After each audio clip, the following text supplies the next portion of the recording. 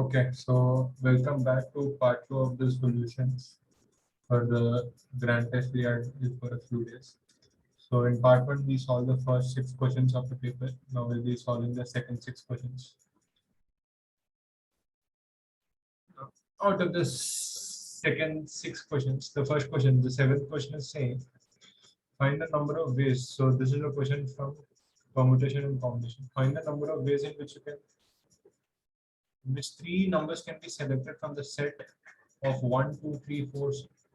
You have all the natural numbers from 1 to 50 such that they form an arithmetic progression. That means you have to select three numbers from the set, and those three numbers have to form an arithmetic progression. So let's see how to do this question. Now there are different approaches for doing this question too.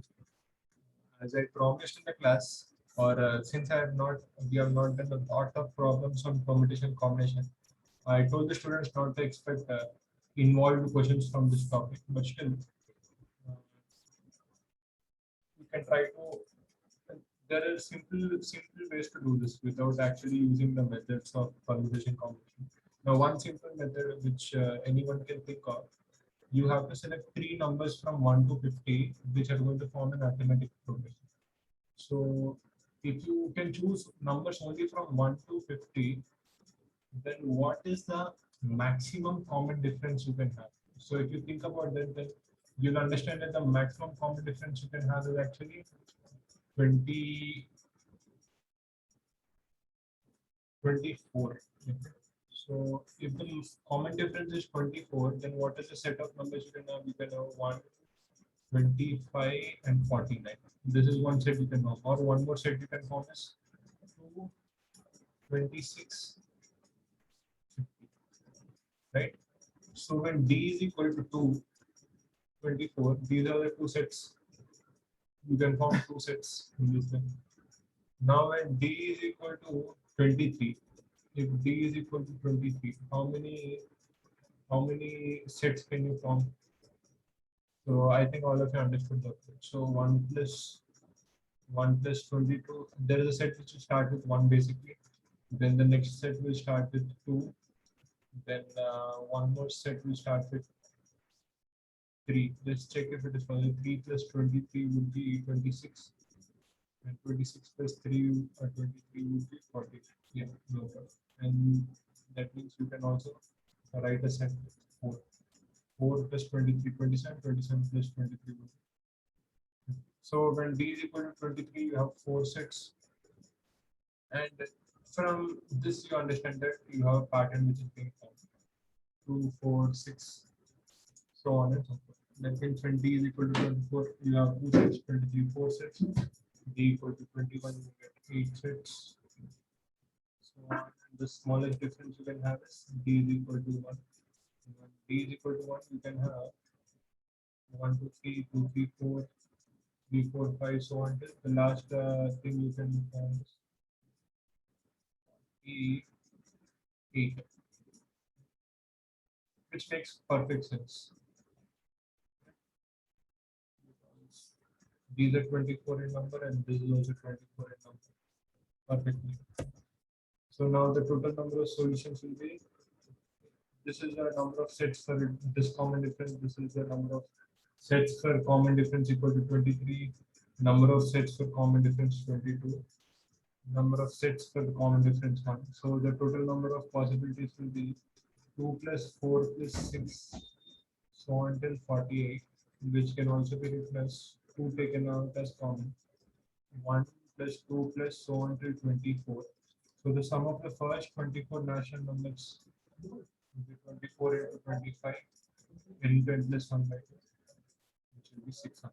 So this is one way of doing this question, which anyone can think of.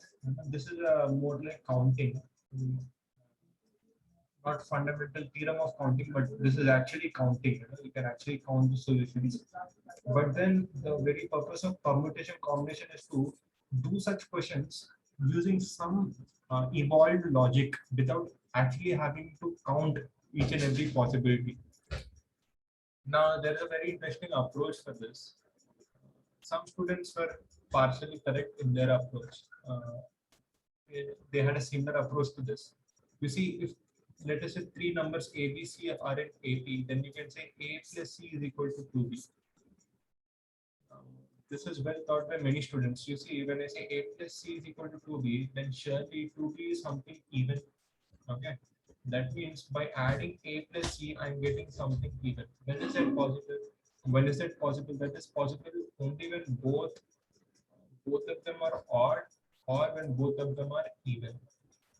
So that means you take any two odd numbers from 1 to 50 and you add both of them. The average of them is going to give you one sort of AP, or you take any two even numbers and take their average. That will also give you one AP. Let me give you a small example. Take any two even numbers, let us say 2 and 22. I selected 2 and 22. So 2 plus 22 by 2 is actually going to be 12. So that means 2, 12, and 22 is going to form an 80. So how many possibilities do I have? In how many ways can I select two even numbers from 1 to 50? So 1 to 50 has 25 even numbers. From 25 even numbers selected into, that would be 25. Similarly, selecting any two odd numbers from 1 to 50 will also be the same. Therefore, the answer would be 2 times of 25C. So 2 times of 25C would be 2 into 25 into 24 by 2. Which will also give you the same. So this is your 7th question. Right. Then question number 8. Show that the area of equator triangles. Okay, so this question again, many of you tried it, but what I really meant by this question was, I just wanted everyone to use all the formulas which were taught in properties of triangle. I wanted students to use the different formulas. All the formulas essentially the area of triangle, the most fundamental definition of area of triangle is half into base into height. Now, it is true that all the formulas which we derive are derived from this formula. But then again, I wanted students to use the different formulas to actually practice. So this itself is one method in my equator triangle. The basis, the set is there is given as what is the height? The height you can find using Pythagoras theorem or trigonometry. You will find that it is 3 by 2.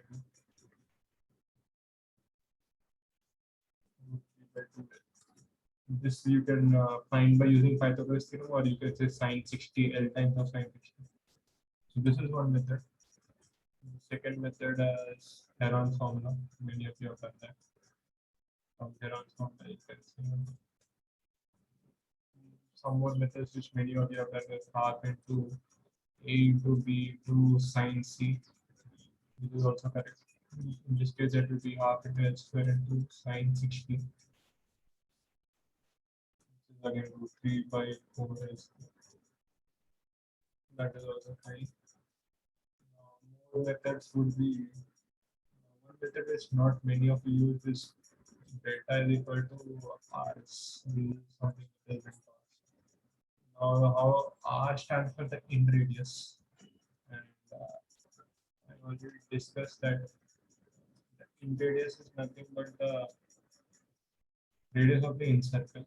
Now, in the triangle, sorry, in the equilateral triangle, the in radius, the in center, the circumcenter, the centroid, everything coincides. So therefore, this itself becomes the in radius. The distance from centroid to any side is going to become the in radius. So this whole thing is root 3 by 2L. So 1/3 of that will be 1/3 of the entire thing. Is actually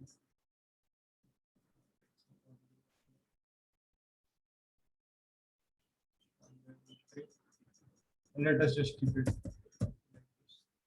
And then S for a equator triangle will be 3 into L by 2. So multiplying both of them will get 1 by 3, 3 by 2 L, 3 L by 2, gives you the same answer. So this is one more method. What more? One more method which I have given is you can convert one of them as in the terms of sign. B can be written as R, capital R. Okay, instead of writing small b, you can write small b as sin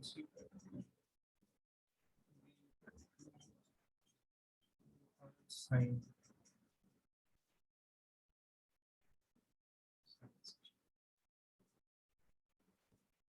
This is again, say if small r is 1/3, then capital R will be 2/3 because central divides median in the ratio 2:1. So this will be 2R. Make this 4/3.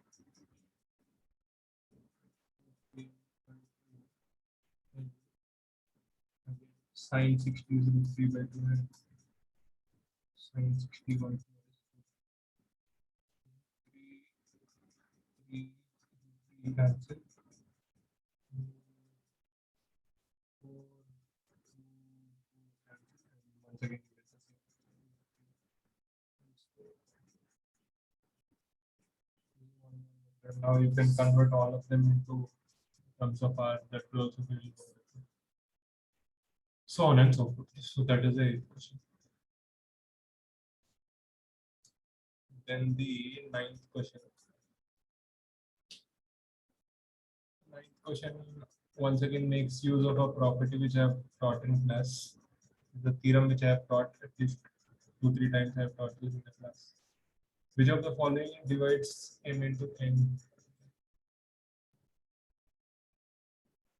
So you have m factorial. Which of the following divides them? The options given are m factorial power n factorial m plus n m minus m factorial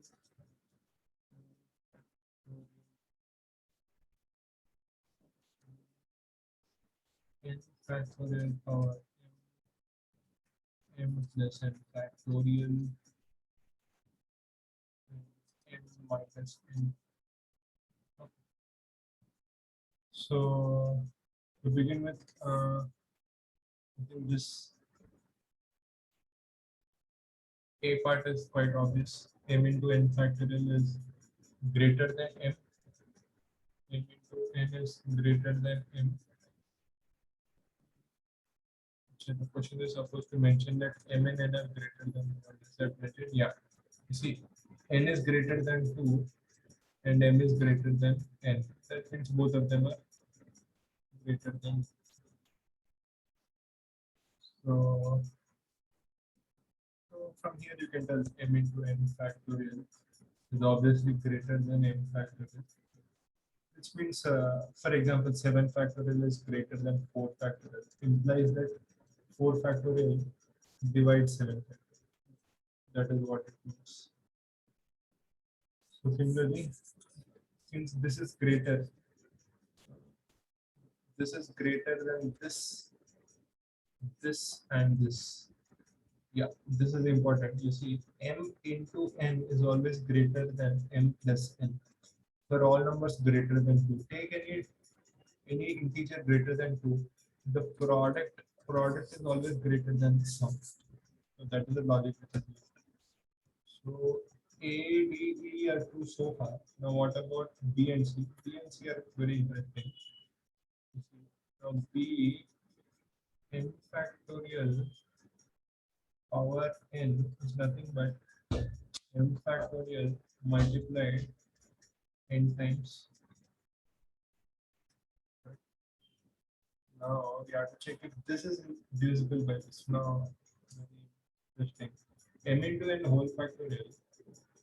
You see, m into n whole factorial. What do you mean by m into n? M into n can be nothing but 1 into 2 into 3 into so on till m into m plus 1 into dot till 2m, right? Into 2m plus 1 dot till some 3m till you get to the point where you are having 10 times of m. This is the meaning of m into n factorial, right? Now, is this divisible by m factorial whole power n? That is the question. Now, in the class, we have studied a theorem that product of any n consecutive numbers is always divisible by m, right? For example, product of three consecutive numbers is always divisible by 3 factorial. For example, 3 into 4 into 5. It has to be divisible by 3 factorial. 3 factorial is 6, and this is 60. We discussed this many times in the class. Product of any r consecutive numbers is always divisible by r factorial. Now, if you look at this carefully, this is product of m consecutive numbers. This is also a product of m consecutive numbers. This is a product of m consecutive numbers. Like that, you have n sets of m consecutive numbers. So if I split this m factorial power n in the following fashion, and write this as m factorial, m factorial, m factorial, m factorial. That means I'll get an integer every time, because every time it has to be divisible according to the theorem, which means this is also divisible by n factorial. And using the same logic, you can also prove that n factorial power n is also divisible by just interchanging the terms. So that is question 9. Then question 10. Question 10 is from AMGM inequality. Question 10 is saying if x plus y plus z is equal to 1, all of them are positive real numbers, then prove that 1 by x minus 1 into 1 by y minus 1 into 1 by z minus 1 is greater than or equal to. Now, when you see such a question, you see, as soon as you see 8 here, that means, 2 cube should come to your mind. That means you get this by either cubing 2 or multiplying 2 with itself 3 times. So that should give you a hint. Now, using this statement, let us just try to observe what is actually this means. 1 minus x by x, 1 minus 2y by y, 1 minus z by should be proven to be greater than x. Which now, using this, 1 minus x can be rewritten as y plus z, 1 minus y can be written as x plus z, and 1 minus z can be written as x plus 1.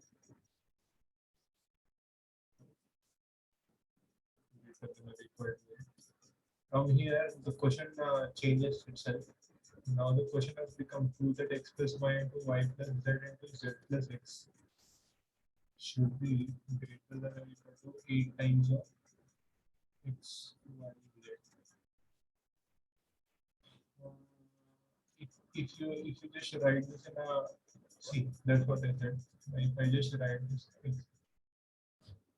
just keep this in.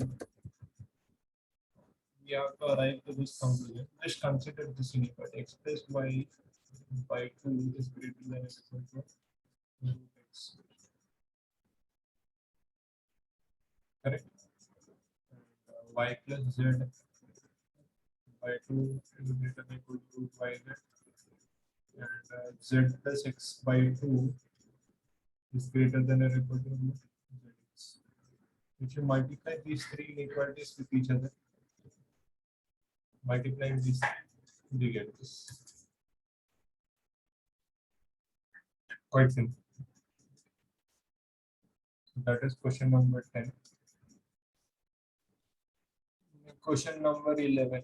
Question number 11 has been taken from an exam called as KVPY, which is an exam for class 11, class 12 students. But still, it's a simple question.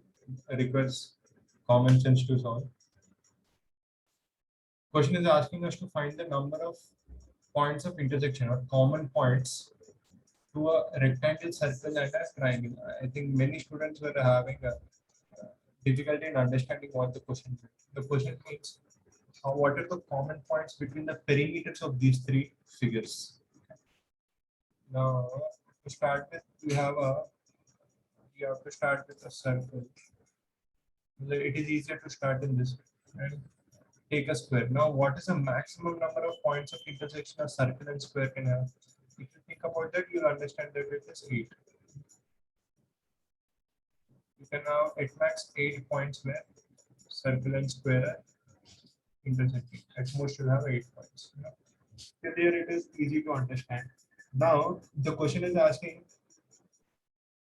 Now, if the question were only find the maximum number of points of intersection of circle and square, the answer would have been 8. Some of you came till this point, but then it's asking you to find the maximum number of points of intersection of a circle, square, and also a triangle. So now our next objective is to see how many triangles can pass through these 8 points. Out of these 8 points, how can we pass the triangle from most of these points? Now, to form a triangle, you need 3 lines, and a line can be formed by joining 2 points. So, since you need 2 collinear points, joining these 2 points, you can have a collinear. You can have one line.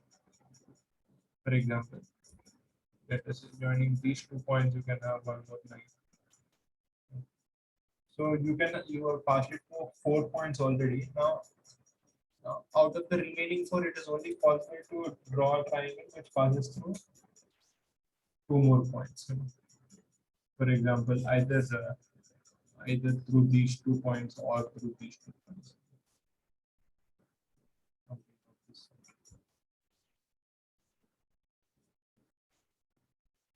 So to complete the diagram in this. Okay. Therefore, the answer will be 6. What are the 6 points more? 3, 4, 5, 6. The triangle has to be completed. So the answer to this question is 6. Okay, so that brings us to the last question. The last question, 12th question, is very similar to the 6th question which we have done. Saying that if 12th question is saying that if z is equal to 3 minus 5i, find the value of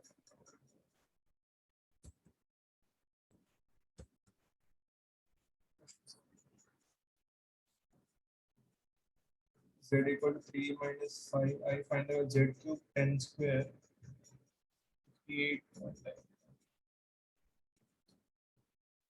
Z cube, find the value of z cube minus 10z square plus 58z minus 100. So we need to find this value. Okay, so once again, you can employ the same method which is used in the previous section, or there are somewhat similar techniques which can be used.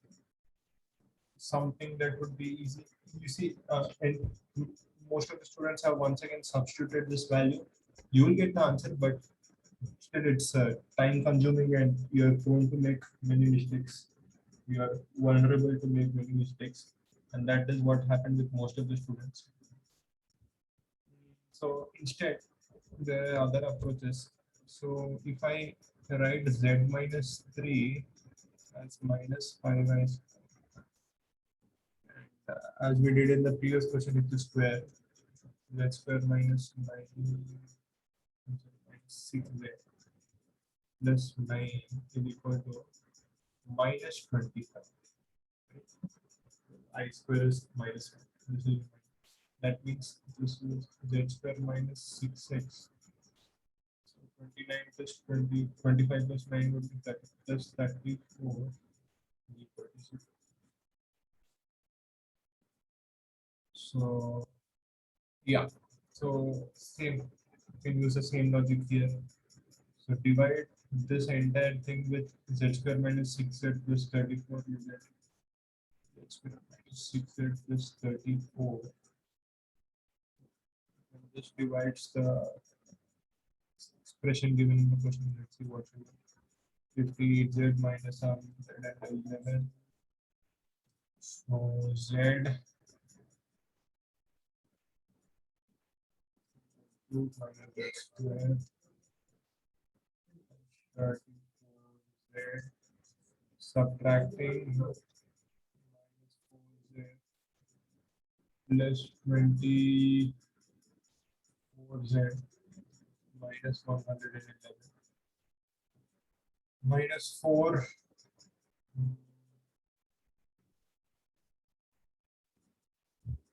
minus 4 gives you minus 4z square.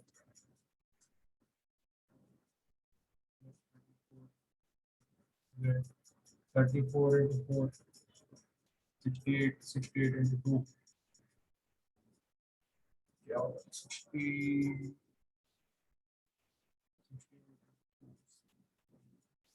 36.